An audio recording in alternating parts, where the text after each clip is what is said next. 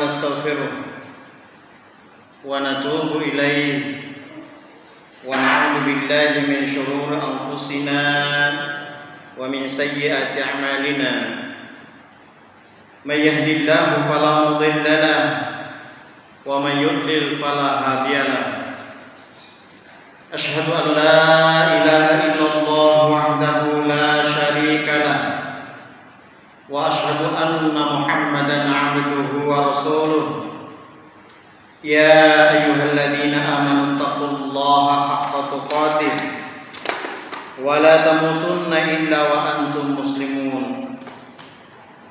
اللهم صل وسلم وبارك على محمد وعلى آله وأصحابه ومن تبعهم بإحسان إلى يوم الدين. Masyarul muslimin, bapak-bapak, ibu-ibu jamaah salat maghrib, ya, semoga kita semua senantiasa dirahmati, dicintai, dikasihi dan diridhoi oleh Allah Subhanahu wa taala. Alhamdulillah, di kesempatan yang penuh dengan keberkahan ini patut kiranya kita kembali mengucap syukur kehadirat Allah Subhanahu wa taala atas nikmatnya yang begitu banyak, yang begitu melimpah, yang telah dicurahkan pada kita semua, sehingga alhamdulillah di sore atau di malam hari ini Allah takdirkan kita berkumpul kembali di majelis ini dalam rangka bersama-sama mengkaji ajaran Islam yang bersumber dari Al-Quran dan Sunnah Rasulnya yang mulia Sallallahu Alaihi wa ala alihi Wasallam. Dalam kajian kitab Riyadhus Shalihin yang disusun oleh Al-Imam An-Nawawi Asy-Syafi'i rahimahullahu ta'ala.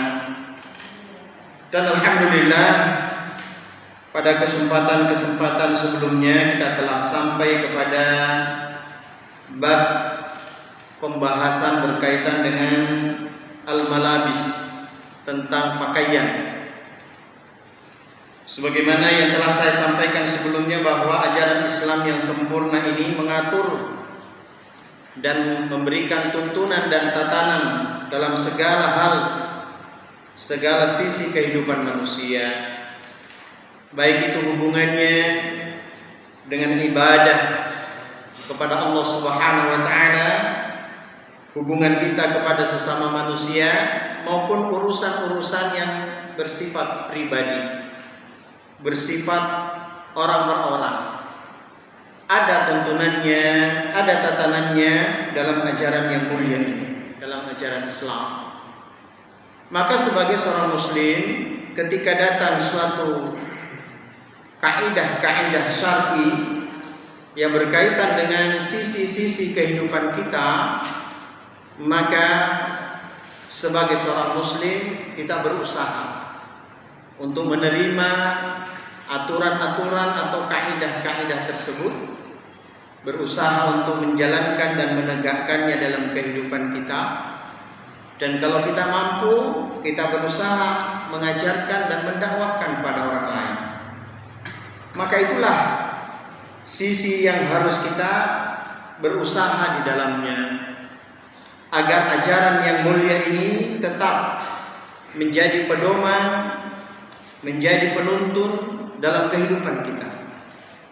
Karena tidak ada sesuatu yang diajarkan di dalam agama ini, baik itu urusan ibadah kepada Allah, urusan sesama manusia, atau urusan-urusan pribadi, kecuali semuanya akan membawa kepada kebaikan dan kemaslahatan.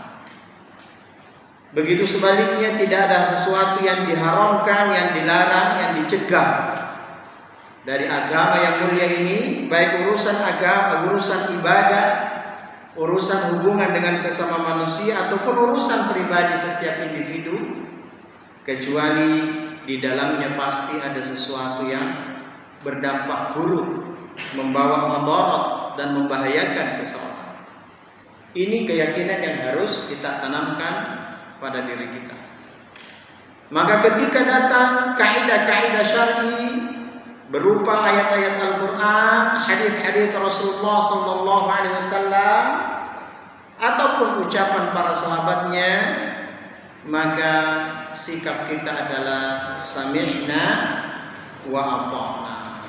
Kita dengarkan, kita patuhi, kita taati. Inilah bentuk tanda bahwa kita seorang muslim. Karena Islam secara bahasa bermakna al-istislamu lillah, penyerahan diri kepada Allah. Artinya kita siap diatur oleh Allah. Ya, wal inqiyadu lahu bitta'ah, dan tunduk patuh kepadanya dengan mentaati segala perintahnya, ya, dan menjauhi apa-apa yang dilarang oleh Allah Subhanahu wa taala. Wal bara'atu minasyirki wa ahlihi, dan berusaha untuk berlepas diri dari kesyirikan dan orang-orang yang berbuat syirik. Itu takrif tentang ajaran Islam atau tentang Islam. Maka kita harus berusaha menundukkan diri kita kepada tuntunan syariat yang datang dari Allah. Kita tundukkan hawa nafsu kita, kita tundukkan egoisme kita tundukkan ya perasaan kita untuk menerima apa yang datang dari Allah dan diajarkan oleh Rasul yang mulia sallallahu alaihi wasallam. Demikian pula dalam perkara-perkara berpakaian misalnya.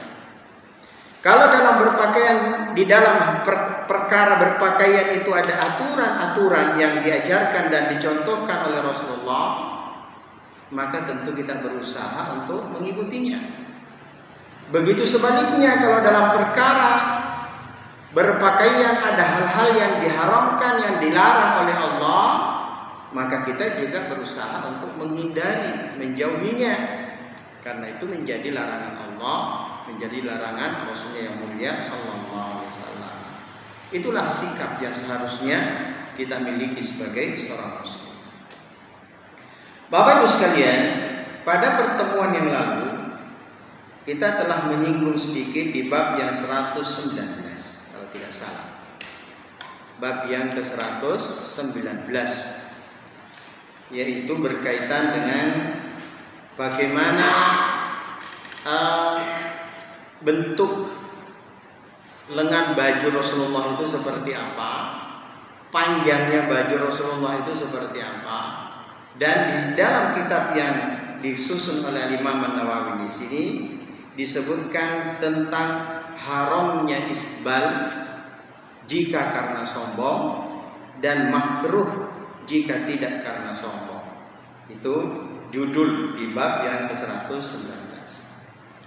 Jadi beliau Imam An-Nawawi menarik suatu kesimpulan setelah mengetengahkan hadis-hadis Rasulullah SAW bahwa isbal itu artinya menjulurkan, memanjangkan ya kain melebihi mata kaki. Itu namanya isbal. Atau menurunkan menurunkan kain melebihi mata kaki. Baik itu sarung, celana, jubah atau apapun yang dari atas yang kita pakai terjulur menutup atau melebihi mata kaki. Itu namanya isbal. Orang yang melakukannya namanya musbil. Ya, orang yang melakukannya namanya musbil. Ya. Jadi ini namanya isbal. Imam An-Nawawi dan beberapa ulama Syafi'iyah mengambil suatu kesimpulan bahwa jika isbal disertai sombong, ya sombong dengan bajunya yang panjang, kainnya panjang dan sebagainya, jika disertai dengan sombong, sepakat di antara para ulama termasuk Imam Nawawi bahwa hukumnya haram. Hukumnya haram karena di sana ada kesombongan. Tapi kata beliau, dan ini salah satu di antara pendapat, di antara beberapa pendapat, jika tidak disertai sombong maka hukumnya apa tadi? Makruh. Maka minimal hukum dari isbal itu adalah makruh. Nah, kita harus tahu makruh itu artinya apa. Makruh dalam istilah fikih itu adalah sesuatu, secara bahasa arti makruh itu artinya dibenci. Ya, secara bahasa. Saya ulangi, secara bahasa makna makruh itu artinya dibenci. Berasal dari kata karoha, yakrihu, makruhun. Ya, sesuatu yang dibenci. Dibenci oleh apa? Dibenci oleh Allah yang membuat syariat. Dibenci oleh Rasulullah SAW. Dibenci dalam ajaran Islam. Ya, nah, kalau sesuatu yang dibenci dalam ajaran agama ini, seharusnya sikap kita adalah melakukan apa? Menjauhi. Diusahakan kita menjauhi. Namanya saja dibenci. Kalau kita menjadi atau mengaku bahwa kita ini cinta kepada Allah, cinta kepada Rasulullah, cinta kepada ajaran Islam, tentu kita berusaha menjauhi apa-apa yang dibenci. Ya. Contoh, kita sangat cinta sama istri, atau istri sangat cinta kepada suaminya. Ya, ada sesuatu yang dibenci oleh suaminya, ada sesuatu yang dibenci oleh istrinya. Ya, tentu seorang yang benar-benar cinta, ya, bukan cinta palsu, bukan cinta gombal. Kalau dia benar-benar cinta, tentu berusaha melakukan apa yang dicintai oleh istri atau suaminya.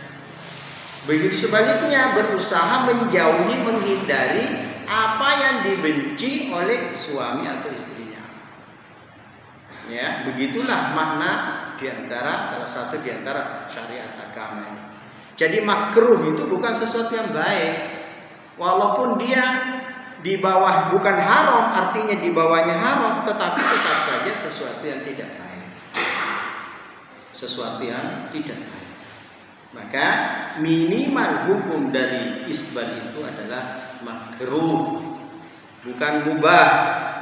Jadi hukum asal dari isbal itu adalah terlarang. Ya, terlarang. Bapak Ibu sekalian. Nah, kemudian yang kedua, termasuk di dalam yang diharamkan selain karena sombong tadi adalah ketika isbal di dalam sholat. Isbal di dalam sholat. Dengan sholat, kainnya menjulur atau memanjang, melebihi dan menutup mata kaki, apalagi kalau terseret-seret di tanah, itu juga diharamkan oleh Allah Subhanahu wa taala dan Rasul yang mulia sallallahu alaihi wasallam. Ya, maka kita berusaha ketika sholat, pastikan bahwa ya celana ataupun sarung kita atau gamis yang kita pakai atau jubah yang kita pakai tidak melewati mata kaki. Baik, mari kita lihat beberapa hadits yang berkenaan dengan ini.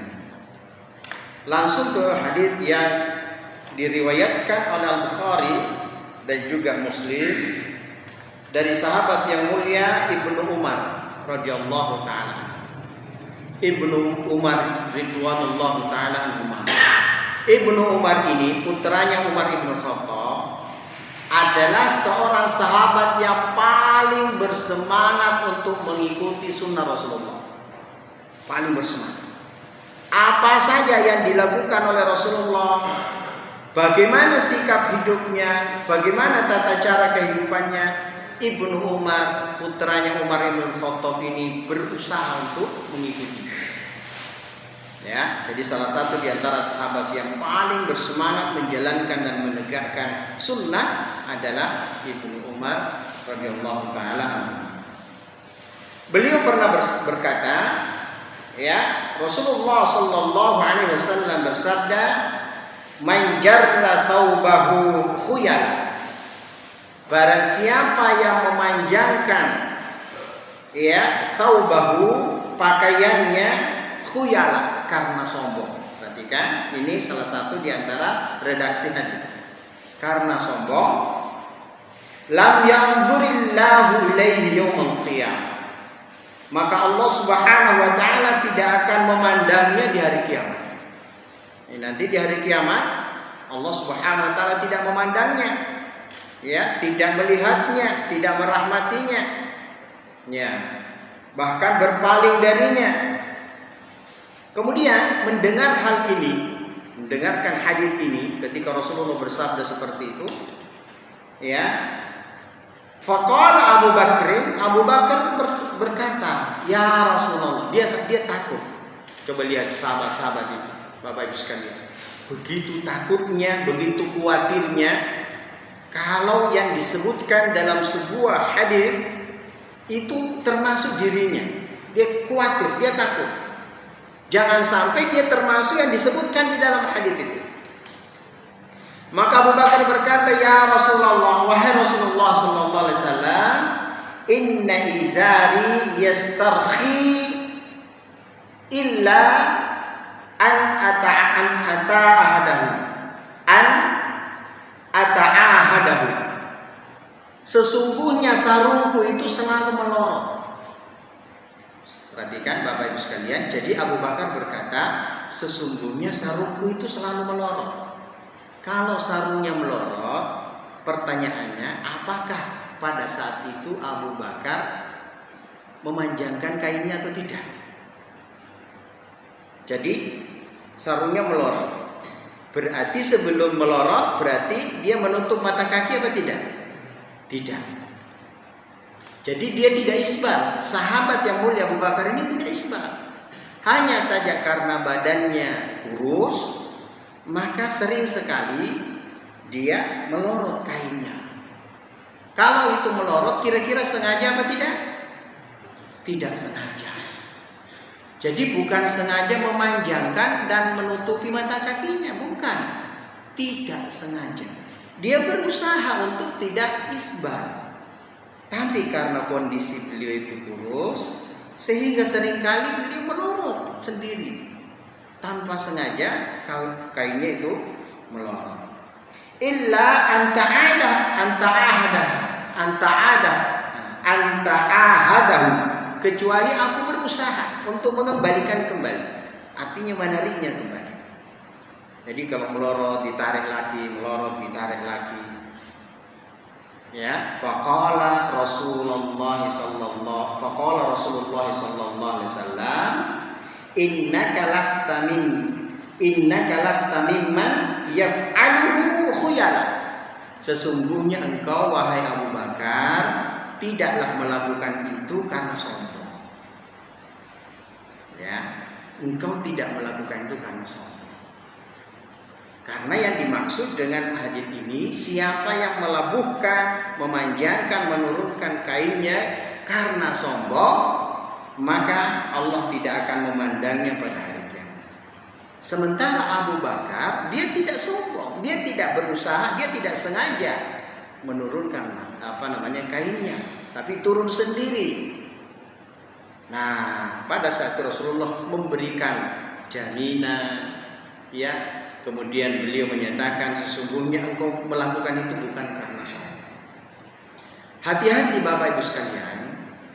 Jangan sampai kita jadikan dalil ini, hadis ini, kemudian kita katakan, saya kan tidak sombong.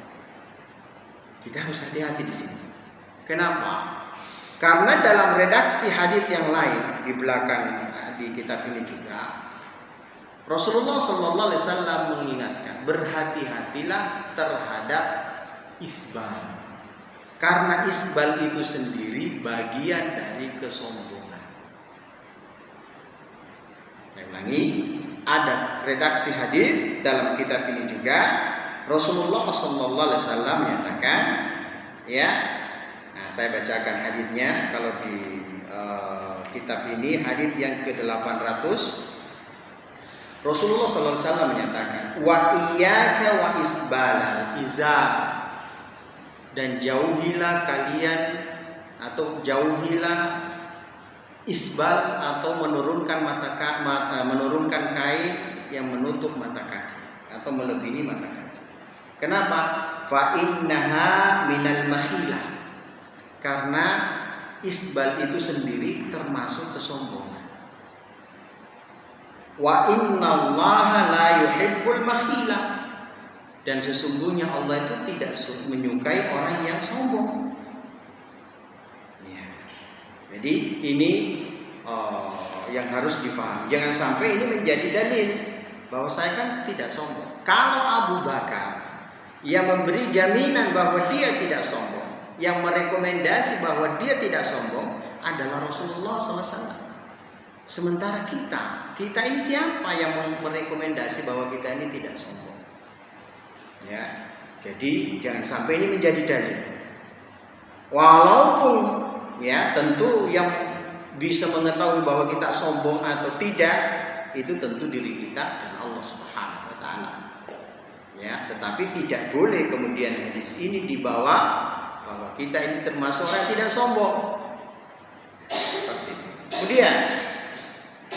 Kemudian pendapat yang lain bahwasannya menurunkan kain di bawah mata kaki yang dikenal dengan isbal tadi, ada di antara ulama yang menyatakan bahwa itu haram secara mutlak. Ada di antara ulama yang menyatakan bahwa itu haram secara mutlak. Di antaranya adalah Ibnu Hajar Al-Asqalani Asy-Syafi'i, seorang ulama Syafi'iyah. Di antaranya adalah Az-Zahabi dalam kitabnya Al-Kabair. Ada judul khusus. Al-Kabair itu artinya dosa-dosa besar. Dikumpulkan dalam sebuah kitab namanya Al-Kabair. Pengarangnya namanya Az-Zahabi. Ya, dalam sebuah bab di situ ditulis secara tegas tentang isbal. Ya, isbal. Maka beliau Al-Imam Az-Zahabi termasuk di antara para ulama yang menyatakan haramnya isbal, ya, baik itu sombong atau tidak. Baik itu sombong atau tidak. Kalau Imam An-Nawawi dan sebagian atau jumhur ulama menyatakan bahwa kalau sombong haram, kalau tidak sombong makruh. Ya, jadi ini pendapat di kalangan para ulama. Dari mana Imam Az-Zahabi, dari mana Al-Imam Ibnu Hajar Al-Asqalani mengambil kesimpulan? Dari beberapa hadis-hadis Rasulullah yang lainnya juga dalam kitab ini, yang mana di sana tidak disebutkan tentang sombong. Tidak disebutkan tentang sombong.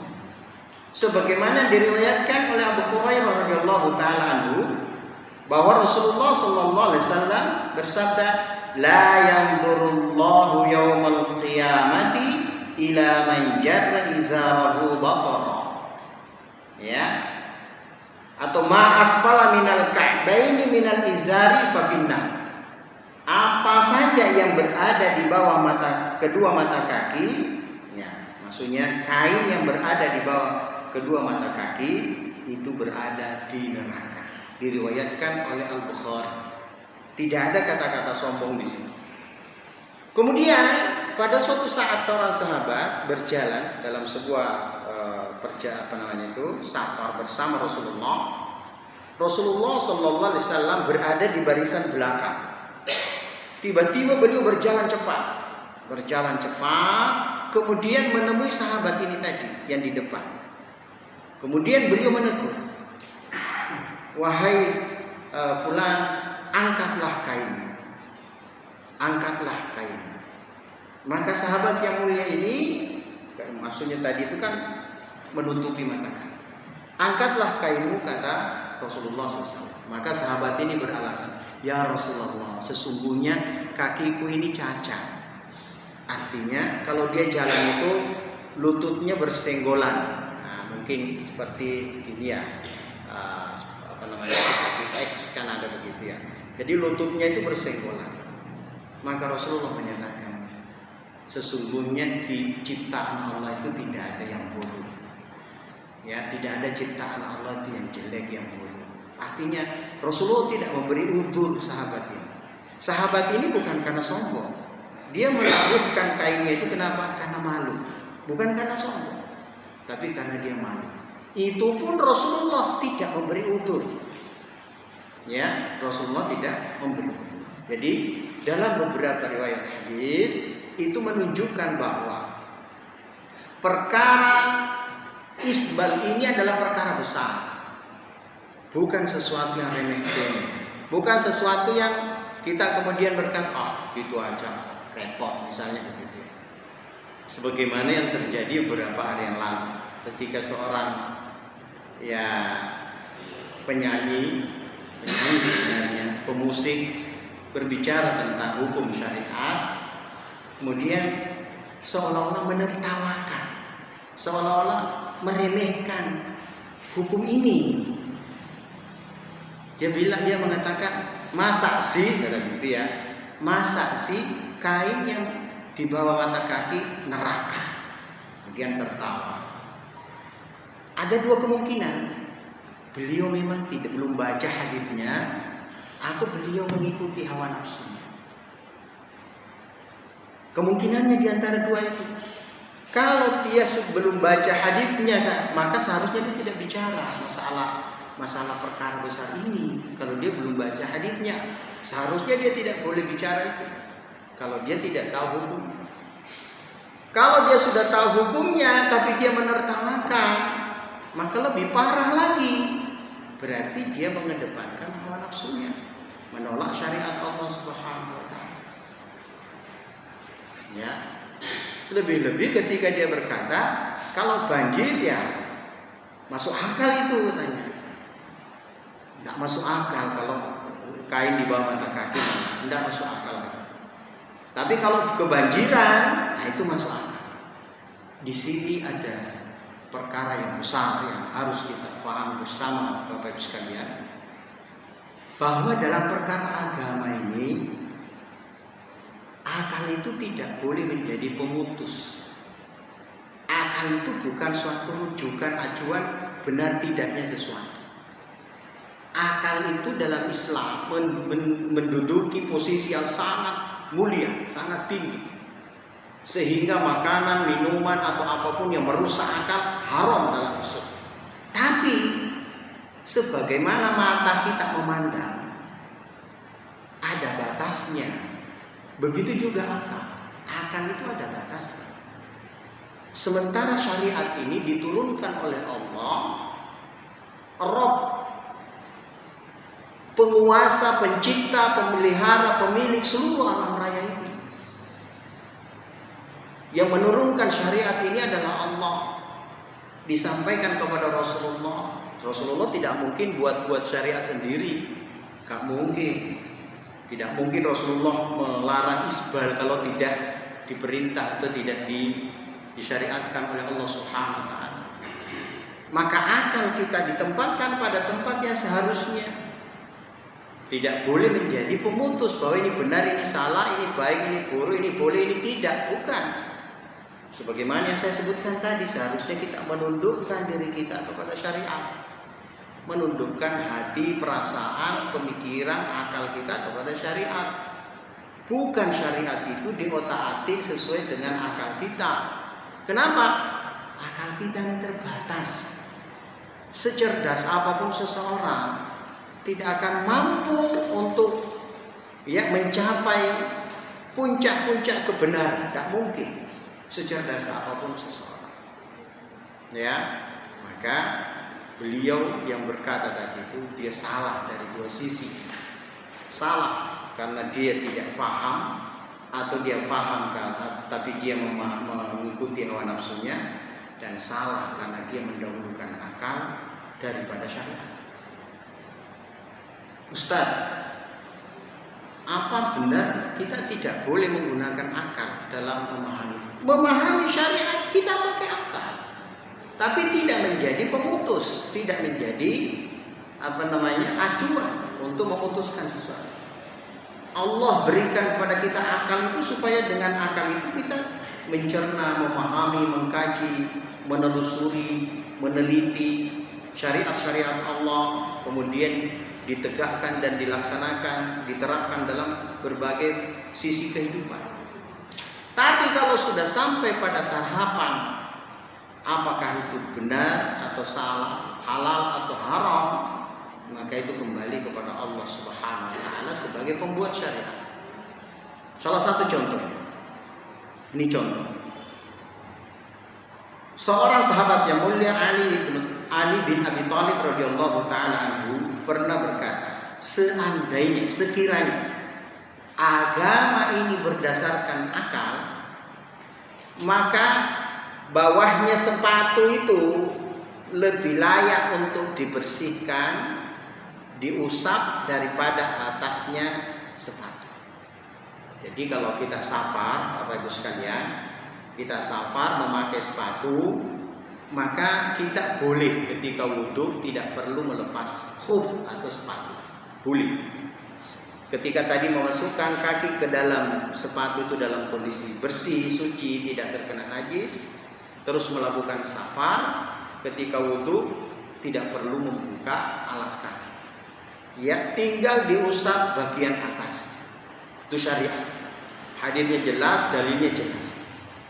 Nah, Ali bin Abi Thalib, seorang sahabat yang cerdas, mengatakan, seandainya syariat Islam dibangun berdasarkan akal, harusnya bagian bawahnya yang diusap, yang dibersihkan, karena dialah yang bersinggungan dengan kotoran.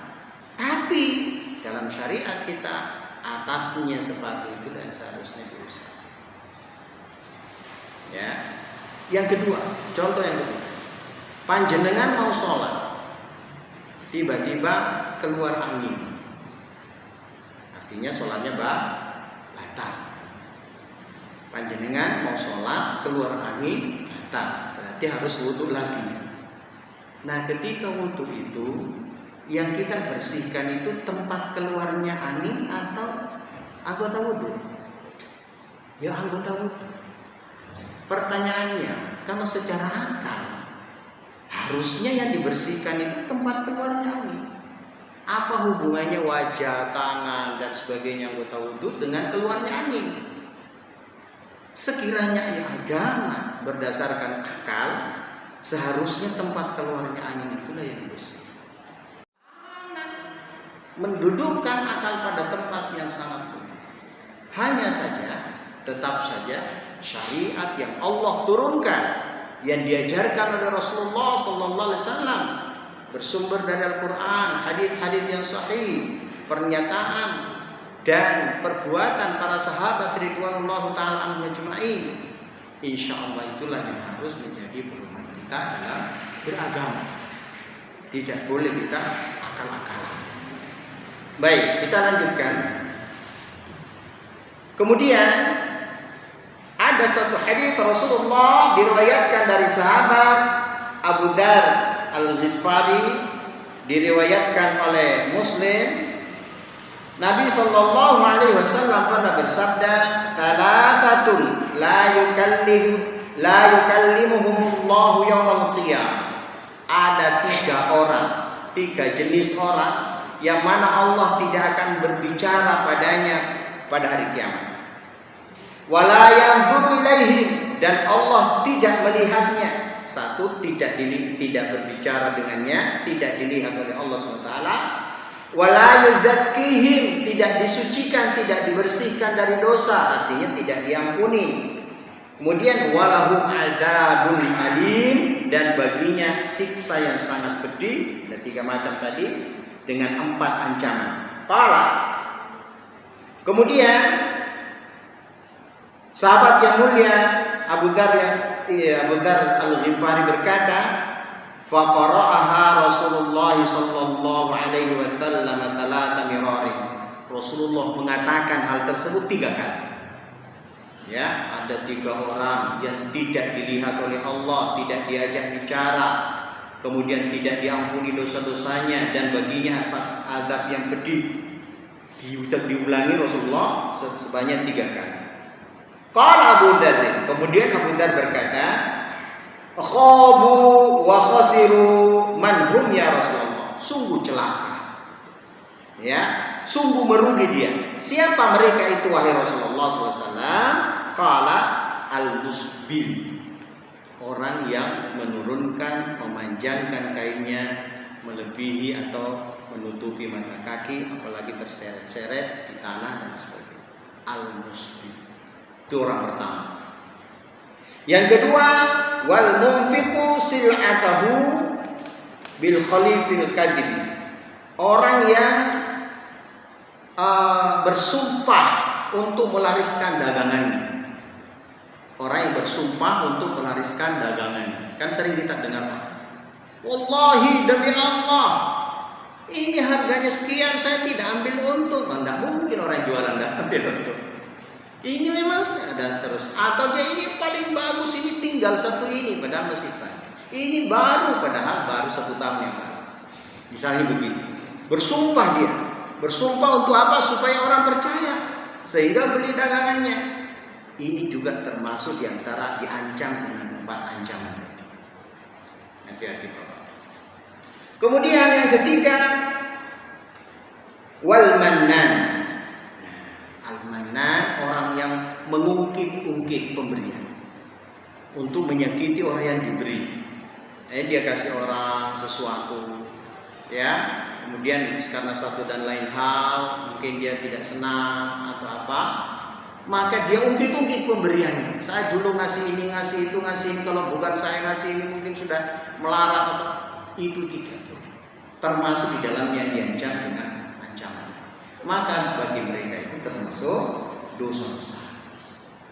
Ya, maka kita berhati-hati dalam hal ini. Pertama, jangan sampai kita musbil. Yang kedua, jangan sampai kita mengungkit-ungkit pemberian.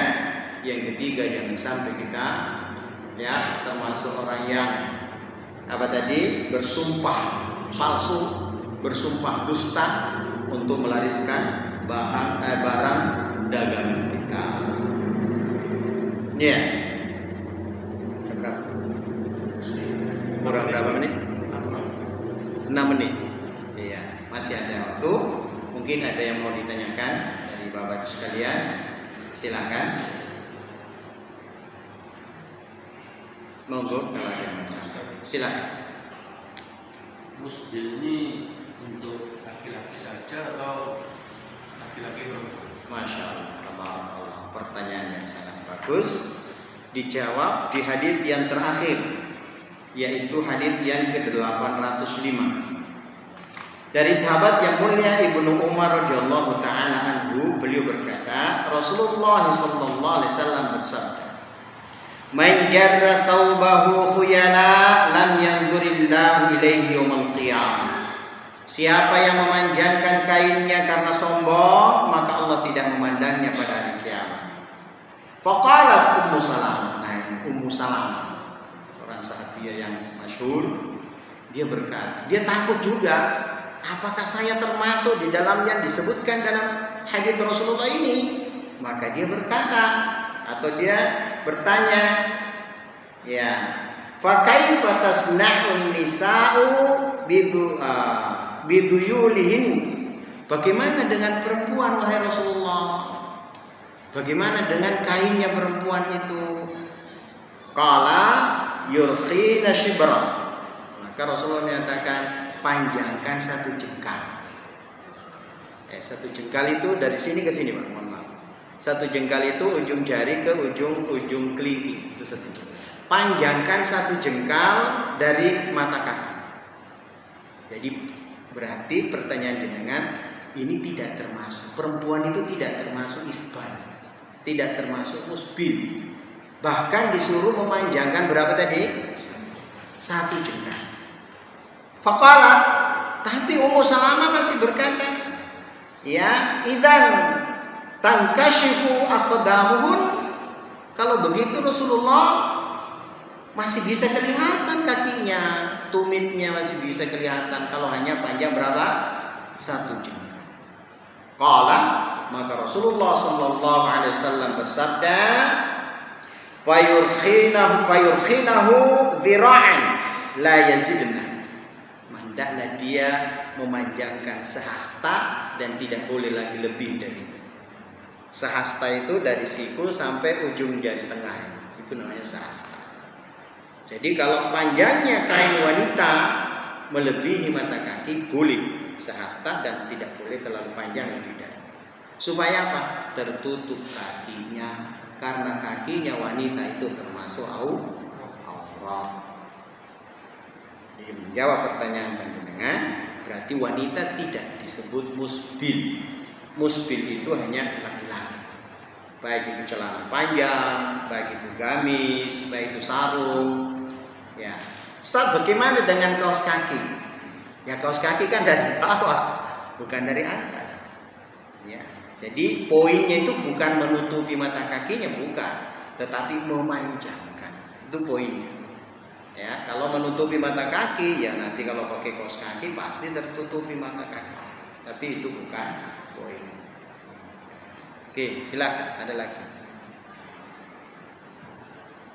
Kalau menutup auratnya perempuan tadi, Ya, apabila kainnya nggak sampai ke bawah, ya. diganti dengan kaos kaki apa boleh? Kalau pertama tadi itu wanita tidak musbil ya, walaupun dia memanjang dari itu, lebih dari itu. Kemudian yang kedua, kaki adalah aurat.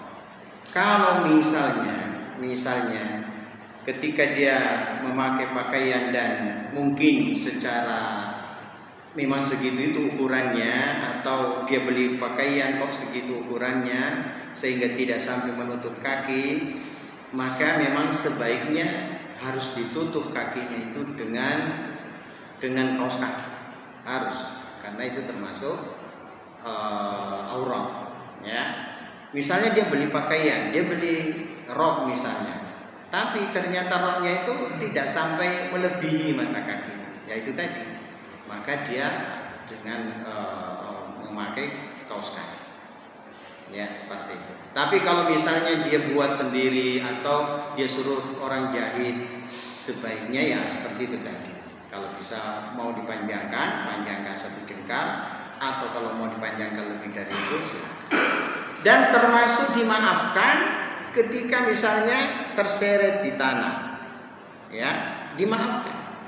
Terseret di tanah dan kemudian kena debu dan kena tanah, itu dimaafkan. Bisa dipakai sholat walaupun dalam keadaan berdebu dan sebagainya. Ya, kecuali kalau jelas-jelas misalnya kena kotoran yang najis misalnya, ya sebaiknya dicuci. Ya, sebaiknya dicuci, dihilangkan najisnya. Kalau sudah hilang najisnya, baru bisa dipakai untuk sholat. Oke, ada lagi? Nggih, monggo. Kalau aurat perempuan itu sampai kaki. Nggih. Kalau aurat laki-laki, Baik, terima kasih, pertanyaan yang bagus. Aurat perempuan itu ya, sebagaimana disebutkan dalam pendapat para fuqaha, bahwa yang masyhur adalah seluruh tubuh kecuali wajah dan telapak tangan, itu aurat perempuan. Jadi di antara para ulama baik Syafi'iyah maupun yang lainnya menyebutkan bahwa seluruh tubuh kecuali wajah dan telapak tangan. Walaupun di antara ulama mazhab itu ada yang menyebutkan bahwa wajah pun termasuk di antara aurat, ya, bahkan ada di antara mereka mengatakan tangan pun termasuk aurat. Namun jumhur, mayoritas ulama ya menegaskan bahwa aurat wanita itu seluruh tubuhnya kecuali wajah dan telapak. Adapun laki-laki, auratnya itu adalah antara pusat dan lutut. Ya, pusat dan lutut. Artinya pusat itu termasuk aurat, lutut itu juga termasuk aurat. Ya, pusat dan lutut. Itu untuk laki-laki. Itu Pak. Ya, jadi berbeda antara auratnya laki-laki dan auratnya perempuan. Habis waktunya. Baik, jazakumullah khairan, barakallahu fikum. Ini sebenarnya Pak, panjang pembahasannya, masih banyak hadits-haditsnya, namun saya kira sudah cukup. Artinya kesimpulannya bahwa yang namanya musbil itu ya 3 perkara. Yang pertama, kalau disertai sombong, maka itu haram secara mutlak. Seluruh ulama sepakat. Jumhur ulama menyatakan kalau tidak disertai sombong, maka itu makruh. Ya, kemudian ada ulama yang ketiga termasuk Az-Zahabi tadi dengan Ibnu Hajar Al-Asqalani tetap mengharamkan secara mutlak walaupun tidak disertai sombong dengan mengambil beberapa kaidah-kaidah hadits yang secara umum tadi. Baik, saya kira itu mudah-mudahan menjadi ilmu yang manfaat, barokah di dunia dan akhirat. Mohon maaf kalau ada yang kurang berkenan. Kita tutup dengan penutup majelis. Subhanallahumma wa bihamdika asyhadu an la ilaha illa anta astaghfiruka wa atubu ilaik. Wassalamualaikum warahmatullahi wabarakatuh.